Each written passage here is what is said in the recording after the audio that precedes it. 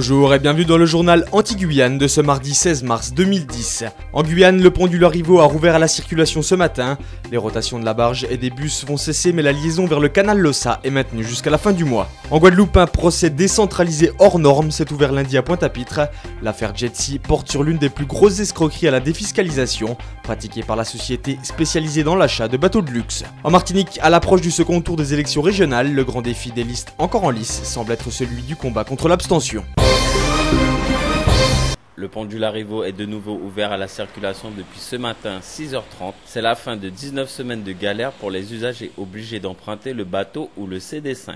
Durant la fermeture du pont, d'importants moyens logistiques, humains et financiers ont été mis en œuvre. Il a fallu mettre en place un système de navettes pour plus de 360 000 personnes et acheminer une barge de Trinidad pour le passage de 6 000 camions. La réparation du pont du Larivot aura finalement coûté près de 18 millions d'euros. Les 31 piles du pont ont été testées. Les deux quadripodes peuvent supporter le passage de charge d'au moins 130 tonnes. Sur ce chantier colossal, le groupement d'entreprises réalise là une prouesse en rendant à nouveau possible le franchissement de la rivière de Cayenne 19 jours avant la date prévue. Mais pour l'heure, c'est le soulagement de tous les usagers.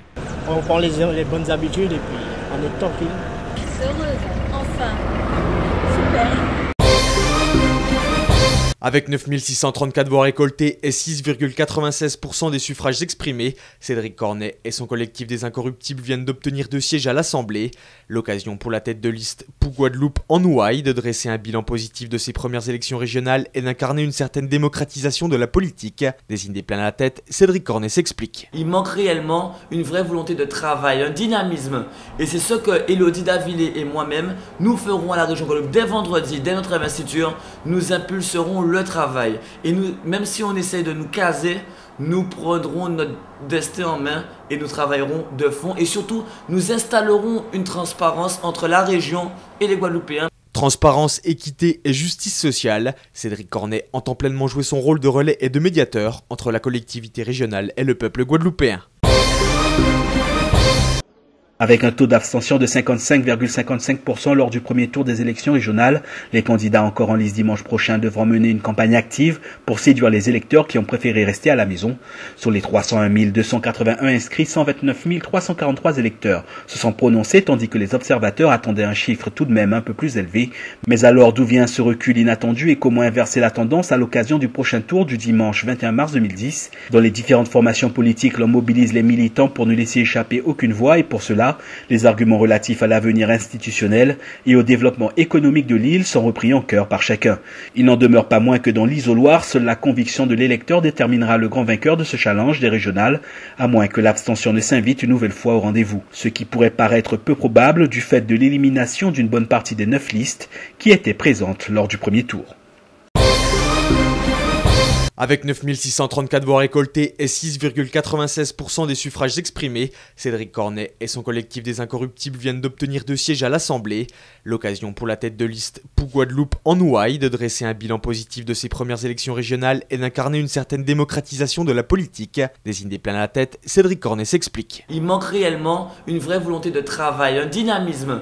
Et c'est ce que Élodie Davillé et moi-même, nous ferons à la région Guadeloupe dès vendredi, dès notre investiture. Nous impulserons le travail. Et nous, même si on essaye de nous caser, nous prendrons notre destin en main et nous travaillerons de fond. Et surtout, nous installerons une transparence entre la région et les Guadeloupéens. Transparence, équité et justice sociale, Cédric Cornet entend pleinement jouer son rôle de relais et de médiateur entre la collectivité régionale et le peuple guadeloupéen.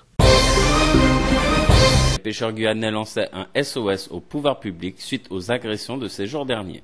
Depuis ces 15 dernières années, les intrusions de navires étrangers sur les côtes guyanaises sont très fréquentes. Les pêcheurs sont confrontés à 2 problématiques, la sécurité des équipages en mer et la lutte contre le pillage de la ressource par des pêcheurs peu regardants des normes imposées par l'Europe. Le préfet nous a annoncé l'arrivée de 2 petits bateaux de 10 mètres avec des faibles tirants d'eau et qui pourront à ce moment-là traquer les pêcheurs clandestins qui se réfugient généralement dans la mangrove. Les pêcheurs veulent que l'État sécurise les côtes pour qu'ils travaillent dans de meilleures conditions. Nous n'avons aucun souci pour nourrir toute la Guyane, nous avons même trop. Et donc l'avenir de la pêche guyanaise passe beaucoup par l'exportation. Toujours pas de travail dans certains pôles emploi de Martinique. Les négociations n'ayant pas abouti, la grève du personnel des anciens ANPE et ACEDIC entre donc dans sa deuxième semaine. Selon le syndicat CDMT, il serait 124 à suivre le mouvement à travers les agences de l'île afin de dénoncer les mauvaises conditions de travail, les lacunes dans l'accueil des passagers ainsi que les délais trop longs de liquidation des dossiers aux allocations chômage. Au cours des négociations, la CDMT Emploi aurait proposé le report de 2 ans d'un plan de réorganisation de l'accueil des usagers, mais les discussions ont capoté sur les sujets de la prévention des risques psychosociaux, de la remise en fonction d'un standard classique, au lieu des services vocaux du 3949 et 3995, et de la titularisation des agents. Les grévistes ont quant à eux écarté la proposition de 2 postes en CDI et 21 autres en CDD, jugeant que l'offre par trop précaire était indigne du service public qui, de surcroît, doit montrer l'exemple. Le syndicat CDMT devrait rencontrer ce mardi des parlementaires martiniquais afin de faire avancer ce dossier.